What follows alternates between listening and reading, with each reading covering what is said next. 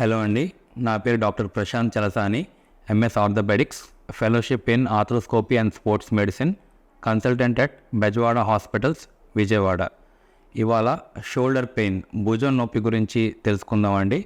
మనకి భుజం నొప్పి అనేది ఒక 4 నుంచి 5 కారణాల వల్ల జనరల్గా వస్తుంది.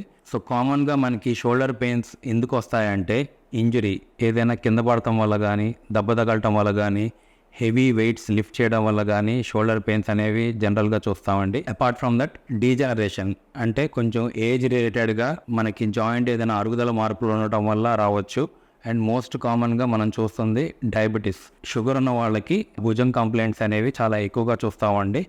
నైట్ పెయిన్స్, రాత్రిపూట నొప్పి రావటం, నిద్రలో నుంచి నొప్పితో లెగవటం, ఇవన్నీ జరుగుతూ ఉంటాయి. ఈ షోల్డర్ పెయిన్ ఉన్నవాళ్ళు వెంటనే ఒక ఎక్స్పర్ట్ కన్సల్టెంట్ని కలిసి కరెక్ట్గా డయాగ్నోసిస్ అనేది అవసరం అండి. సో డయాగ్నోసిస్ బట్టి మనం ఎట్లా ట్రీట్మెంట్ అనేది ముందుకెళ్ళాలండి. సో ఈ షోల్డర్ పెయిన్కి మనకి వచ్చిన ట్రీట్మెంట్ ఆప్షన్స్ వచ్చేసి, ముందుగా నొప్పి తగ్గించడానికి మెడికేషన్స్ అండి. సో ఎన్ఎస్ఏఐడ్స్ అంటాం. సో మందుల వల్ల కొంచెం నొప్పి అనేది మనకి తగ్గుతుంది.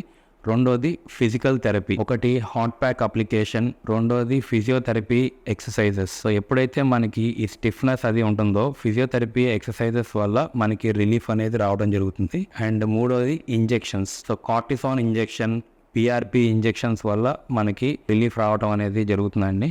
కొంతమంది పేషెంట్స్ ఈ మెడికేషన్స్కి కానీ, ఫిజియోథెరపీకి కానీ, ఇంజెక్షన్స్కి కానీ ఇంకా రెసిస్టెంట్గా ఉన్న వాళ్ళకి సర్జరీ ఆప్షన్స్ ఉంటాయండి. ఈ సర్జరీ కూడా కీ హోల్ పద్ధతిలో ఆర్థ్రోస్కోపీ ద్వారా మనం చేసుకోవచ్చు. Thank you.